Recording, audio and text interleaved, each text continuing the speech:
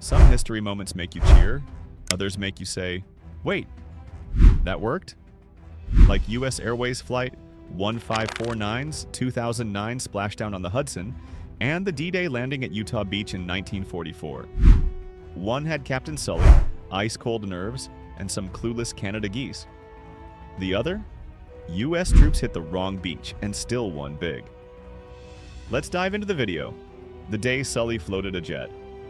Picture this. It's January 15th, 2009, and you're settling into U.S. Airways Flight 1549 for a routine hop from New York City to Charlotte, North Carolina. The Airbus A320 rolls down the runway at LaGuardia Airport and climbs into the winter sky. You're probably scrolling through your phone, ignoring the flight attendant's safety speech, because nothing ever goes wrong on short commuter flights, right? Then, just 2 minutes after takeoff, it happens. A flock of Canada geese, flying in blissful ignorance of FAA regulations, smashes into both engines. Instantly, the jet goes from sleek airliner to very expensive glider. The sound in the cockpit is described as a dull thud followed by silence. Not exactly what you want to hear when you're thousands of feet above the Bronx. Up front, Captain Chesley Sully Sullenberger III, a man with decades of flying experience and a calm demeanor that would make a monk jealous, realizes his plane has lost nearly all thrust. First Officer Jeff Skiles runs through checklists and tries to restart the engines, but nothing works. Sully radios air traffic control, announcing that they'll try to return to LaGuardia. But as the aircraft loses altitude, it becomes clear that the airport is too far. The controllers suggest Teterboro Airport in New Jersey, but the numbers just don't add up. The A320 is gliding lower and slower with every passing second, and the city beneath it is not exactly known for its wide, empty fields. At that moment, Sully makes a decision that will become legend. With the kind of understated cool most of us only wish we had, he turns to his first officer and essentially says, "We're going to the Hudson." Then he picks up the intercom and delivers a sentence no passenger ever wants to hear. This is the captain. Brace for impact. At 3:29 p.m., just 3.5 minutes after the bird strike, the jet touches down on the Hudson River in a move pilots call a water landing, and the rest of us call miraculous. The rear of the plane hits first, rupturing the fuselage and letting some water in, but the aircraft stays afloat, helped by the fact that the fuel tanks weren't full. Passengers scramble to the exits, deploy the inflatable slides, and clamber out onto the wings in the freezing January air. Some find themselves knee-deep in icy water. Others squeeze into rafts, but all are alive. Within minutes, New York's famously tough ferry captains and first responders swoop in to pluck shivering survivors off the river. 5 people are seriously injured. One flight attendant's leg is badly cut and requires surgery, but against all odds, not a single life is lost. When investigators from the National Transportation Safety Board later analyzed the incident, they concluded that Sully had made the right call. Some armchair experts suggested he could have turned back to an airport, but simulator tests showed that real-life reaction time would have made such a maneuver impossible. The choice to ditch in the river wasn't just brave, it was the only move that worked. The battered Airbus was hauled from the Hudson within days and later placed on display at the Carolinas Aviation Museum in Charlotte, a monument to skill and survival. Hollywood came calling soon after, with Clint Eastwood directing the 2016 film Sully and Tom Hanks perfectly capturing the reluctant hero who insisted he was simply doing his job. The story came to be known as the Miracle on the Hudson, though anyone watching Sully's level-headed response knows it was as much about preparation and professionalism as it was about luck, when D-Day went sideways and still succeeded. Now jump back to June 6, 1944. D-Day, the largest amphibious invasion in history. The Allies have planned for months to storm the beaches of Normandy, France, and break Nazi Germany's stranglehold on Western Europe. 5 landing zones have been selected: Utah, Omaha, Gold, Juneau, and Sword. Utah Beach, on the far western flank, was something of a last-minute addition. General Dwight D. Eisenhower decided to include it to help secure the port of Cherbourg at the northern tip of the Cottonton Peninsula, a crucial hub for bringing in supplies once the invasion took hold. Compared to Omaha Beach's infamous fortifications, Utah was supposed to be easier. The Germans had flooded low-lying areas behind the beach and built only sparse fixed infantry positions, counting on those man-made swamps to slow an advance.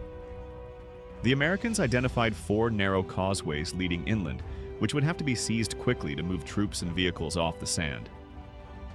The U.S. 4th Infantry Division drew the Utah assignment, while the 82nd and 101st Airborne Divisions parachuted behind enemy lines hours earlier to cut roads and sow confusion. Their night jump was a nightmare. Many paratroopers drowned in flooded fields, others were scattered by wind and flak. But their scattered chaos also kept German forces from organizing an effective defense. H-hour was set for 6:30 a.m. The 8th Infantry Regiment would storm ashore first, backed by amphibious Sherman tanks. The plan? Land opposite the fortified Les Dunes de Verville, grab the causeways, push inland, and link up with the paratroopers. Simple. On paper. Then war laughed. Strong tides shoved landing craft off course. Smoke from the massive naval bombardment hid landmarks. 3 of 4 control boats hit mines and vanished. The lone survivor tried to herd the armada with a bullhorn. Yes, a literal megaphone in the middle of a war zone, before finally steering them toward shore. The result? The first waves landed about 1,800 meters, 2,000 yards, east of the target in a sector called Victor. Not the plan, but fate was about to make it work. At that moment, Brigadier General Theodore Roosevelt Jr., 56 years old, arthritic, cane in hand, and son of a former president, stepped into legend. Looking over the wrong beach, he reportedly shrugged and said, "We'll start the war from here." Instead of wasting time relocating under fire, he ordered the attack straight from their accidental landing spot, a move that turned out to be genius. The area was far less defended than the beach they were supposed to hit. By noon, U.S. forces had seized 3 key exits and linked up with paratroopers who'd spent a wild night ambushing German reinforcements. By day's end, the 4th Infantry Division had pushed 6 kilometers inland, securing the Allies' western flank. Casualties were astonishingly light, fewer than 300 killed or wounded, as more than 20,000 troops and 1,700 vehicles poured ashore. Meanwhile, German defenses were in disarray. Airborne drops had shredded communications, clogged roads, and confused commanders about the main Allied thrust. What began as a navigational oops became one of D-Day's most successful landings. Lessons from water landings, planned or not. 2 wildly different moments, one in peacetime skies, one in wartime chaos, share the same core: cool heads under crushing pressure. Chesley Sullenberger had minutes to land a crippled jet in one of the world's busiest cities. Theodore Roosevelt Jr. had seconds to choose between correcting a D-Day blunder or rolling with it. Both stayed calm when panic seemed logical and turned disaster into success. Teamwork sealed the deal. On Flight 1549, passengers, crew, ferry captains, and first responders pulled off a flawless river rescue. At Utah Beach, paratroopers, infantry, gunners, and commanders improvised on the fly, turning a wrong landing into a strategic win. And sometimes, mistakes are happy accidents. Nobody wanted geese killing both engines, but the Hudson was the safest runway.